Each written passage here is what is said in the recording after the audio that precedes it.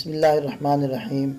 السلام علیکم عزیز طلباء، کیا حال ہے؟ آپ حضرات خیریت سے ہیں؟ آج ہمارا سبق نمبر 14 ہے، تو عبارت پڑھتے ہیں۔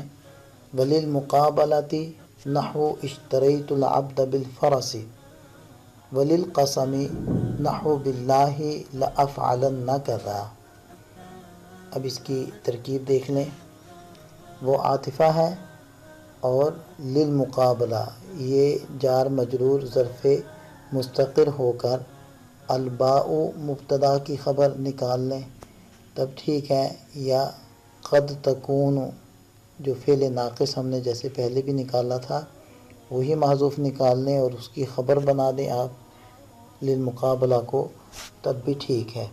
بہرحال یہ جملہ اسمیہ خبریہ ہو جائے گا اور اس کا عطف اگلے جملے والقسم پر ہو سکتا ہے۔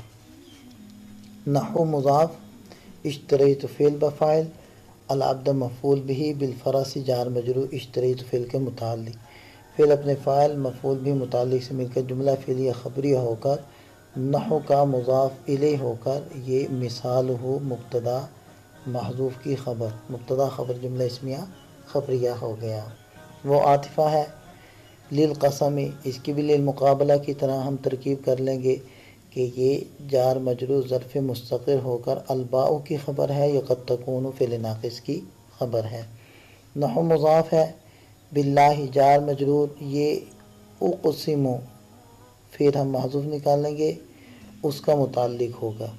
اقسم فعل اپنے فاعل اور اس متعلق سے مل کر جملہ فعلیہ انشائیہ ہو کر بن جائے گا قسم۔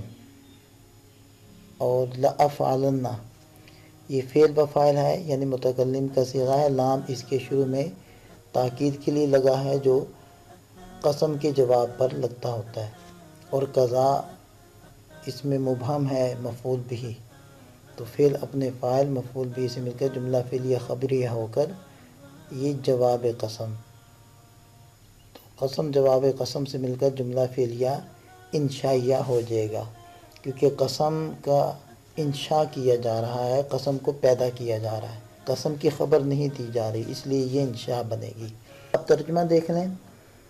اور با مقابلہ کے لیے ہوتی ہے، جیسے اشتریت العبد بالفرس، میں نے غلام خریدا گھوڑے کے بدلے یا گھوڑے کے مقابلے میں۔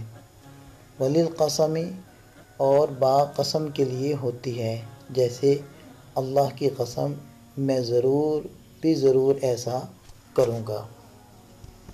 تو اس عبارت میں مصنف علی الرحمہ نے با کے دو معنوں کو بیان کیا۔ پہلا معنی تو ہے مقابلہ۔ مقابلے کا کیا مطلب؟ یعنی با جہاں داخل ہوتی ہے، اب دیکھیں اس مثال میں با فرس پر داخل ہے، تو فرس کا ایک ما قبل یعنی پہلے والا اسم ہے اور ایک با کے بعد والا اسم ہے، تو پہلے والے کو کہہ دیں گے با کا ما قبل اور بعد والے کو کہہ دیں گے با کا ما بعد۔ تو با یہ بتلاتی ہے کہ میرا مدخول یعنی ما بعد یہ فرس ہے، یہ میرے ما قبل یعنی العبد کے مقابلے میں یعنی بدلے یا عوض میں ہے۔ لہذا دیکھیں ہم ترجمہ کرتے ہیں کہ میں نے غلام کو خریدا گھوڑے کے بدلے، گھوڑے کے مقابلے میں، یعنی گھوڑا اور غلام کو ایک دوسرے کا مقابل قرار دے کر میں نے گھوڑا دے دیا اور غلام لے لیا، یہ ہے مقابلے کا معنی۔ وللقسم اور با قسم والے معنی، یہ جہاں قسم کھانا مقصود ہو وہاں بھی آتی ہے، جیسے ہم نے قسم کھانی تھی اللہ کی تو با کو وہاں لگا دیا باللہ، تو جب میں کہہ رہا ہوں باللہ یعنی اللہ کی قسم، تو اس کا فعل ہم کیا نکال لیں گے؟ مفہوم کلام سے اقسم نکال لیں گے۔ اللہ کی قسم کا کیا مطلب؟ یعنی میں قسم کھا رہا ہوں، تو اقسم فعل ہم نے اسی وجہ سے محذوف نکالا تھا اور باللہ کو اس کے متعلق کیا تھا۔ اور یہ قسم ہے لأفعلن کذا، قسم کھانے کے بعد جو آدمی پھر اگلی بات کہتا ہے، یعنی جس بات کی تاکید کے لیے قسم لاتا ہے وہ ہے لأفعلن کذا، اس لیے اس کو بناتے ہیں ہم جواب قسم۔ تو معنی بنے گا اللہ کی قسم، یا یوں کہہ لیں میں قسم کھاتا ہوں اللہ کی کہ میں ایسا ضرور بھی ضرور کروں گا۔ تو یہ لأفعلن کذا بن جائے گا اس کا جواب قسم، یہ دونوں مل کر پھر جملہ فعلیہ انشائیہ بنیں گے۔